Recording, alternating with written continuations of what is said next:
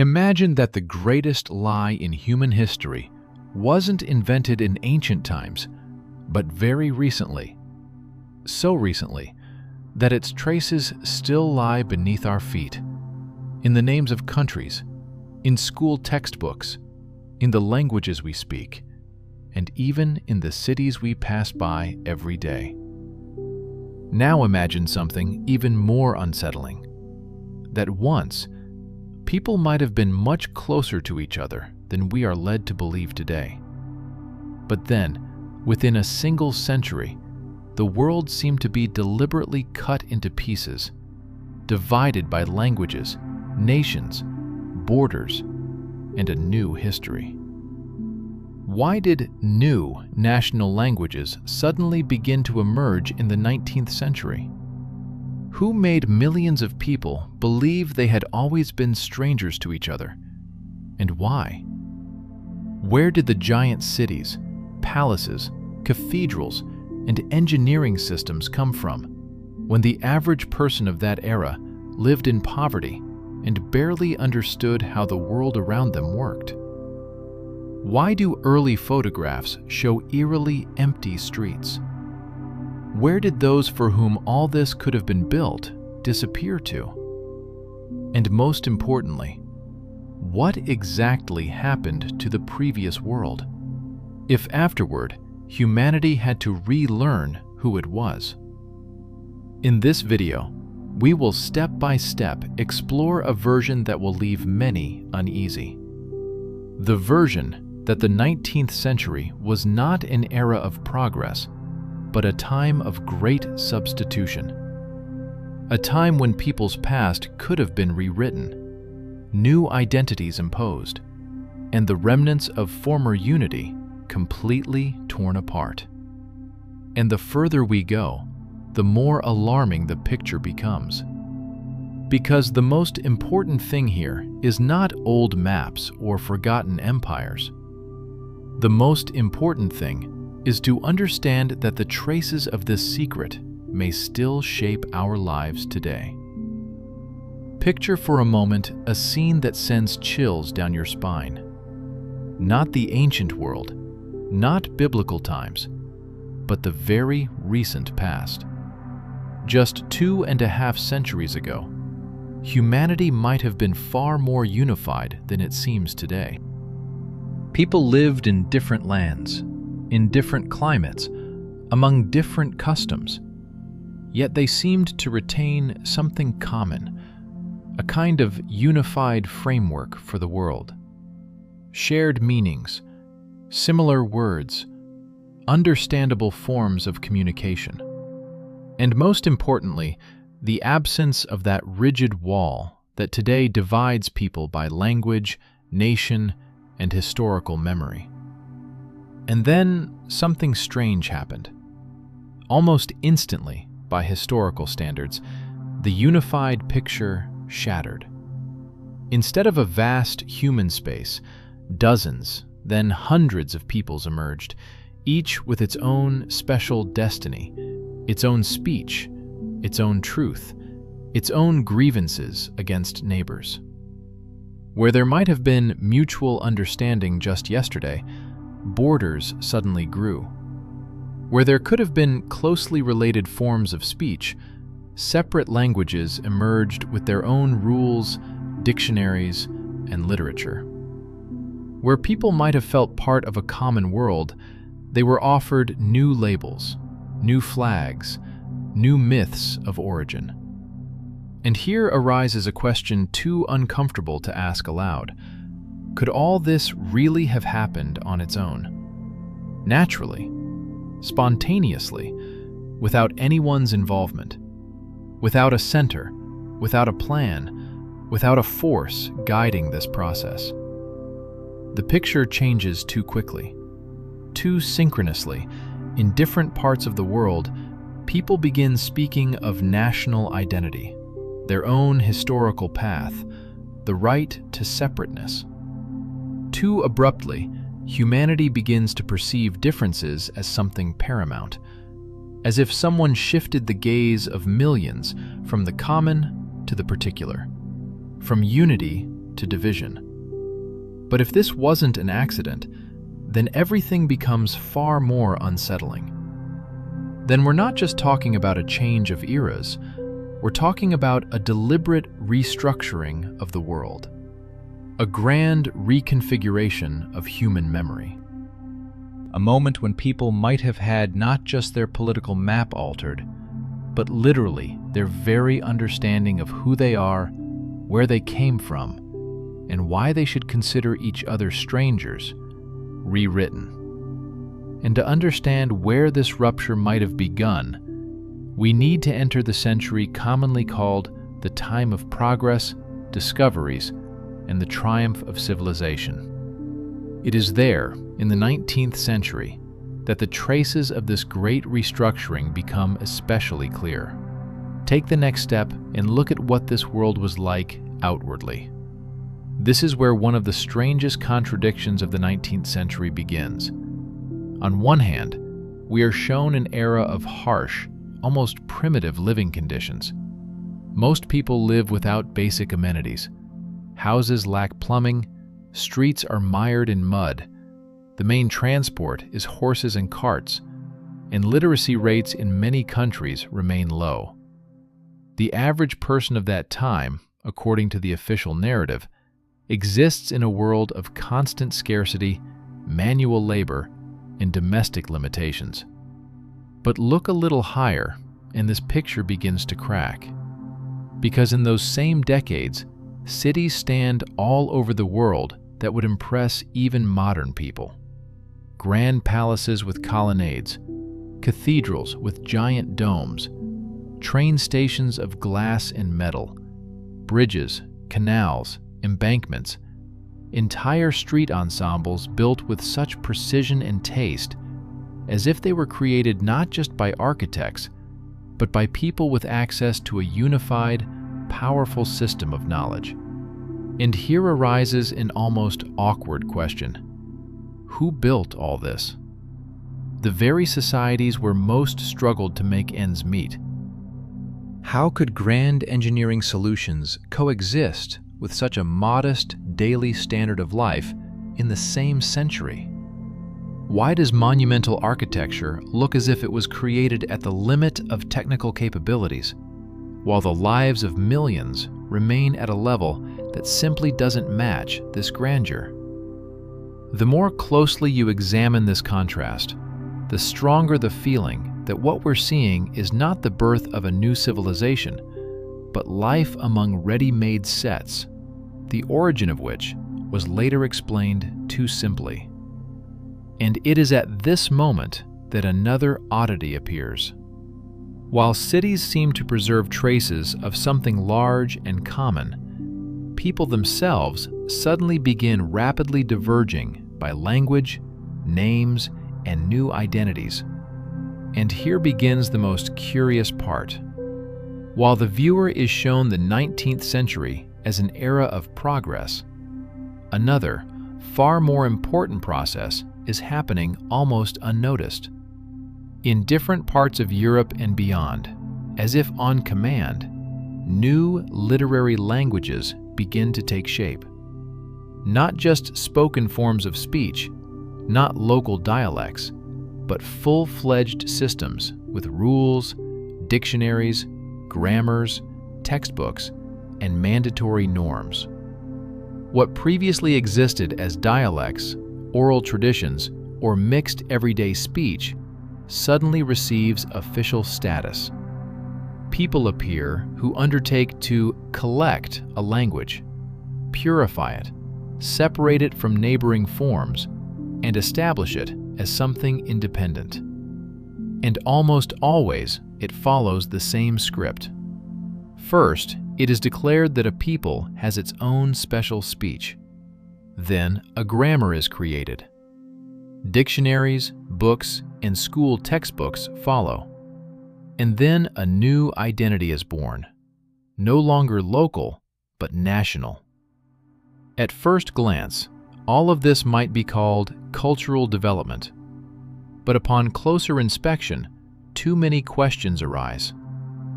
Why are such processes happening simultaneously in different regions and at almost the same time? Why aren't languages simply evolving, but rather seem to be deliberately diverging, as if to widen the distance between closely related peoples? Why is speech that was understood on both sides of a border just yesterday beginning to be described today as something completely separate? The strangest part lies elsewhere. A new language almost immediately becomes not just a way of speaking, but a way of thinking about oneself. Through it, a person is explained who they are, which people they belong to, and how they differ from their neighbors. Language transforms not into a bridge, but into a dividing line. And the clearer this scheme becomes, the stronger the desire to understand. If new languages were being so actively shaped precisely at that time, then what connected people before that moment? If until now everything looked like a chain of suspicious coincidences, the picture ahead becomes even more unsettling.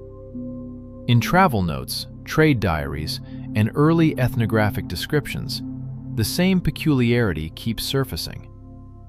People from very distant places sometimes understood each other better than they should have. Not perfectly, not without difficulty, but they still understood. Through trade speech, through similar words, through remarkably close turns of phrase that seemed preserved beneath different shells. 19th century travelers repeatedly noted that in remote regions, one could encounter peoples formerly separated by vast distances, yet sharing similar roots in their speech. In some places, the names of objects coincided. Elsewhere, the simplest words sounded alike. In other places, people quickly found a common way to make themselves understood, as if beneath a layer of local differences, an old, not yet entirely forgotten foundation was preserved. Official science usually explains this through trade contacts, migrations, and random borrowings. To some extent, this sounds reasonable, but the problem lies in the scale. When there are too many such coincidences, when they are scattered across different continents, when similar traces are visible not in one region, but in many points around the world at once, a different feeling arises. It's as if we are seeing not a random exchange of words, but the remnants of something larger.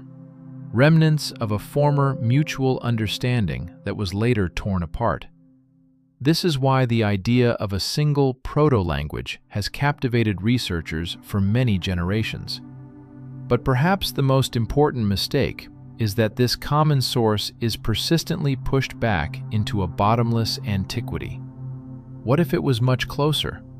What if, relatively recently, humanity still retained a common linguistic foundation, which was then fragmented, shaped, and pulled apart to different sides, turning into new national norms? And if this is indeed the case, then the next question becomes the main one. Who, and for what purpose, turned the living diversity of local dialects into a rigid system of new national identities? It is at this moment that a phenomenon known as national awakening enters the historical stage. It sounds beautiful, almost sublime, as if peoples slept for centuries and then suddenly opened their eyes and remembered who they were. But if we discard the familiar formulas and look at the mechanism itself, the picture turns out to be far less romantic. Everything happens too quickly, too organized, too much like not an awakening, but a reprogramming of consciousness. Just yesterday, a person felt like an inhabitant of their own land, their own province, their own community. They were a Tuscan, a Bavarian, a Moravian, a Siberian. Their world was local, concrete, close. But very little time passes, and the same person must now think differently. Now they are part of a large nation. They acquire a shared past with millions of strangers, a common language, a common set of heroes, common enemies, and a shared grievance that must be remembered. Such a turn does not arise on its own. It requires tools, and they appear as if from a textbook.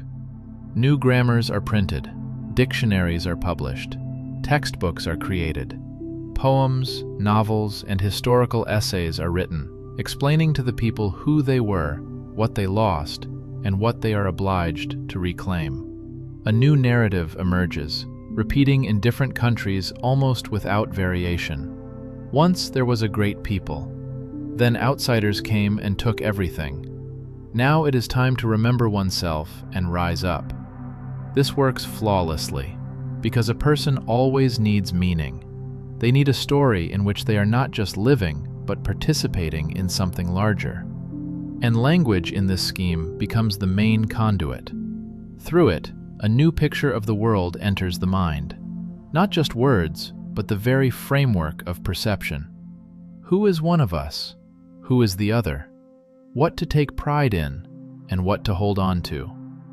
But the faster peoples receive new names and new myths, the more noticeable a strange detail becomes. All of this unfolds against the backdrop of a century filled with upheavals, losses, and a sense of a great fracture, as if the ground for this new world map was prepared in advance. The 19th century is usually sold to us as a time of steam, factories, railroads, and rapid progress forward. But if we remove the shine of the shop windows and look at the very fabric of the era, a completely different picture emerges.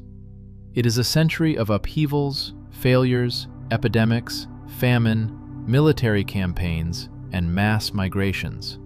In almost every decade, the world endures blow after blow, as if someone is methodically shaking the old structure, not allowing it to reassemble. Europe barely emerges from one conflict before plunging into the next. Some regions lose people due to warfare, others due to disease and food shortages. In some places, entire families are uprooted and depart into the unknown. Elsewhere, cities empty out. In other places, villages lose their familiar way of life. Against the backdrop of these events, the official narrative of a calm and steady growth of civilization sounds especially strange. Too much chaos. Too many traces of a great fracture. And most important is not even the scale of the losses, but their consequences. When a society goes through a series of disasters, it loses not only people, it loses memory, connections, continuity, local traditions, old forms of knowledge. Witnesses disappear, family lines are severed, documents vanish. What was remembered just yesterday as a living part of one's own history can no longer be confirmed by anyone today. And that means a new version of the past can be placed onto the cleared ground. It is precisely during such periods that it is easiest to change the consciousness of large masses. When the old world is weakened and people are knocked out of their familiar reality, it is easier to offer them a new map, new words, new boundaries, and new explanations for what is happening. Therefore, the 19th century increasingly looks not only like a time of crisis, but also the perfect moment for a reset. And if it was a reset, then the next question suggests itself. What exactly was erased before the new form was imposed on the world? And here, from disparate peculiarities, the most unsettling version begins to take shape. What if, before the 19th century, humanity experienced not just a series of crises, but a genuine rupture of the former world? Not a local disaster in one country, not an ordinary war, but an event of such a scale that after it, buildings, individual technologies, and fragments of memory survived, but the very connective tissue of civilization disappeared. This hypothesis explains too much at once. Why monumental structures in different countries stand as if created according to a single principle? why the ground floors of old buildings are often below street level, why the cultural layer in historic centers looks as if cities didn't just age, but were abruptly buried at some point, why early photographs show vast spaces seemingly designed for a much larger population than we see in the pictures. If we assume that a more complete and advanced system once existed, then the 19th century ceases to be the era of civilization's birth.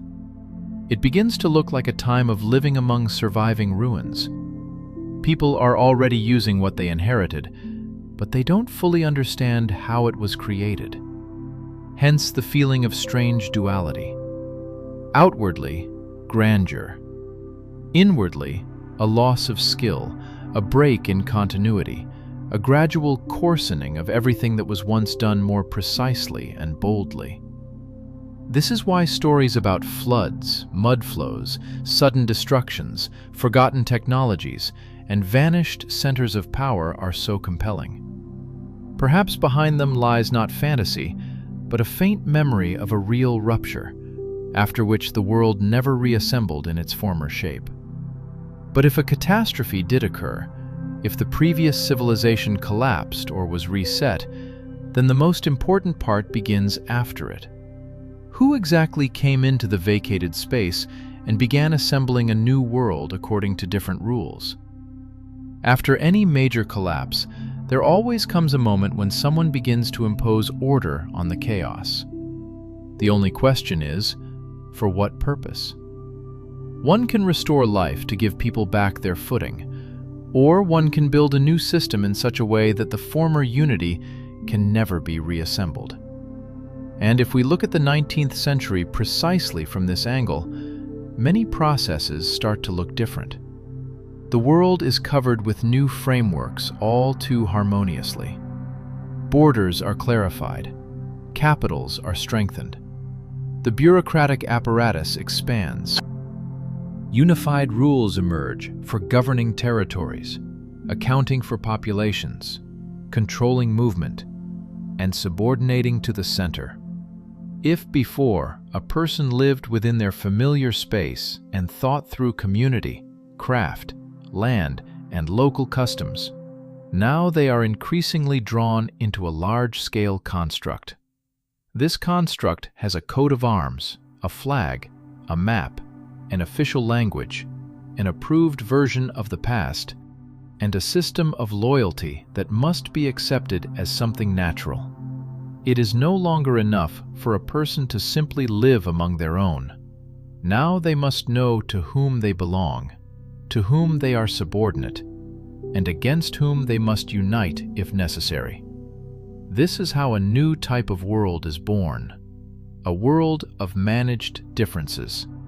Differences are not merely preserved. They are emphasized, entrenched, turned into the basis of political order. Where speech was similar, it is diverged by norms. Where memory was shared, it is divided along state lines. Where traces of broad mutual understanding might have remained, barriers are created, and it is explained that it was always this way. But no new reality is sustained by borders, laws, and offices alone. To make it durable, it must be embedded in the minds of those who will grow up already inside it. And that is why the next step becomes decisive. The new world is cemented not only by the force of power, but also through what a child hears from their earliest years, what they read in books, and what they begin to consider the only possible truth. It is here that the most underrated mechanism of the new era comes into play: the school. While adults may still retain vague remnants of former memory, children receive a completely different picture of the world. And not from family, neighbors, or local tradition, but directly from the state. And this is perhaps one of the most important ruptures of the 19th century. Education ceases to be the scattered affair of the church, the home, or a private tutor. It becomes a centralized system that works in several directions at once, teaching reading, arithmetic, obedience, memorization, and, most importantly, how to see reality correctly. From an early age, a child is told what their people are called, what language they must speak, where their country's borders lie, and which past they must consider their own. They are given not just knowledge, but a ready-made frame of perception. History becomes not a search, but a set of approved narratives. Geography, not a description of the world, but a map of division. Language, not a living stream of speech, but a norm to be accepted as the only correct one. Everything that doesn't fit into this scheme is gradually pushed to the margins as something outdated, uneducated, or superfluous. This is how the new reality is cemented most deeply, not through decree, but through habit, not through crude pressure, but through daily repetition. What the older generation might still have questioned becomes obvious to the young. They grow up inside the new version of the world and don't even suspect that the picture could once have been different. But the more reliably the new system takes root in consciousness, the more noticeable a strange glitch becomes. It teaches people to live in an era of progress, yet all around, traces are increasingly seen not of growth, but of loss. As if the world wasn't ascending upward, but was recovering from a fall, hiding this behind loud words about development. The more closely you look at the 19th century, the stronger the feeling that what lies before us is not so much a time of inventing the new, but an era of simplifying something more complex. On display, steam, telegraph, factories, railroads. But behind this display, a strange imbalance is visible. At the beginning of the century, buildings still appear that amaze with the precision of their proportions, scale, and quality of finish.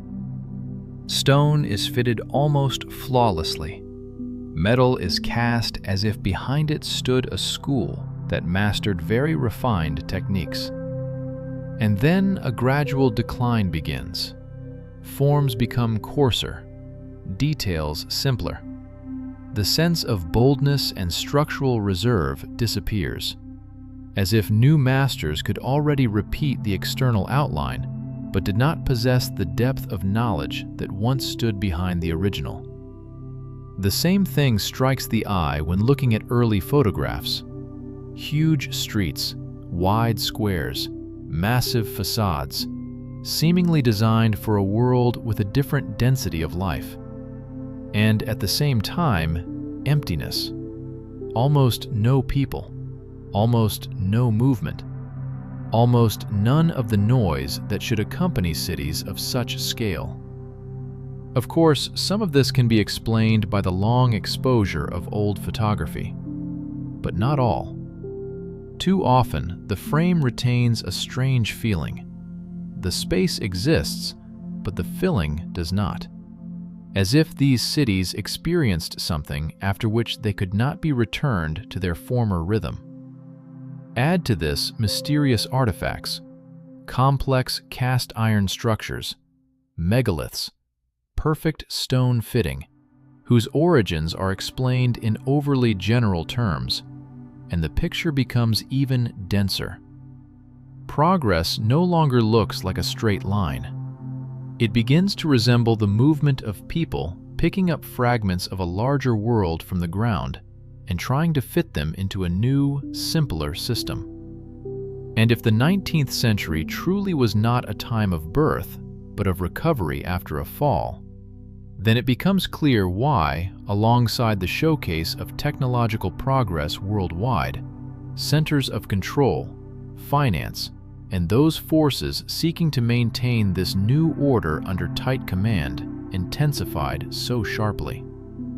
Against this backdrop, it becomes especially important to look not only at peoples and cities, but also at those who increasingly found themselves in the position of power brokers during the 19th century. Old empires still retain their outward glitter, but cracks are already spreading within. Vast territories, held together for centuries by delicate balances, begin to fracture into new national formations. And almost everywhere, this process follows the same pattern of steps. First, a narrative emerges about a great oppressed people. Then a language, schools, the press, and political activism take shape. Next, conflict erupts, after which a new state appears on the map, with a new history and a new elite. Simultaneously, another force grows stronger, far less visible to the ordinary person: finance. Banking houses, major creditors, industrialists, intermediaries between war and reconstruction gradually gain influence that can no longer be called merely economic. Those who lend money to governments increasingly shape government decisions. Those capable of financing railways, factories, armies, and debt begin to invisibly participate in the redivision of the world. This is why the 19th century so closely resembles a time when power finally moves beyond thrones and cabinets, flowing instead into networks of agreements, debts, and closed alliances. And here, a coincidence appears especially alarming. While some peoples are taught to cherish their new identities, other forces learn to govern not just one country, but entire regions through money, infrastructure, the press, and crises. The world seems to be simultaneously fragmented from below and reassembled from above. Below, people are taught how they differ from one another. Above, mechanisms are created to leverage all these differences. If this truly was a new model of order, its main purpose becomes almost obvious. Divided societies are easier to steer, easier to pit against each other, easier to keep dependent. But for such a structure to endure, it isn't enough just to redraw the map and tie power to capital. People themselves must come to see division as the natural state of the world, and everything else as a dangerous, almost impossible dream of a lost unity. And now, the most important point.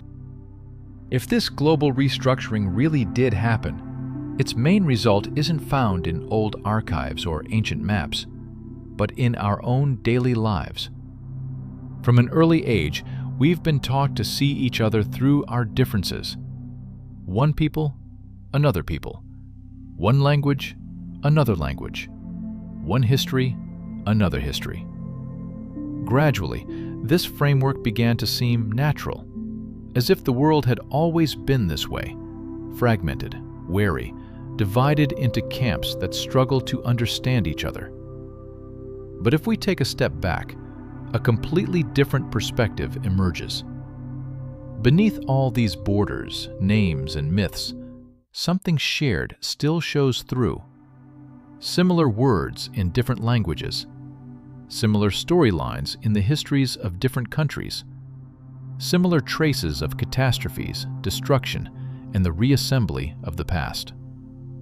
It's as if humanity didn't develop along separate lines, but was once part of one large system, a system later deliberately shattered and made to forget it ever existed. Perhaps this is where the core meaning of all history lies. Divided people are easier to control, easier to set against one another, easier to implant with foreign goals, easier to direct their energies not toward seeking truth, but toward arguing among themselves. While some defend their flags, others control the money, the knowledge, the borders, and the very narrative of the past. But any structure holds only as long as it's believed without question. And if more and more people begin to notice strange coincidences, inconsistencies, traces of a shared past, then the familiar version of history will start to crack. And along with it, something essential may return. The understanding that humanity was divided not because it was inherently alien to itself, but because united people have always been harder to subdue. If this version of history resonates with you, please like, subscribe to the channel, and be sure to hit the bell so you don't miss future episodes. We still have many mysteries ahead to explore together. Thank you for watching. Until next time.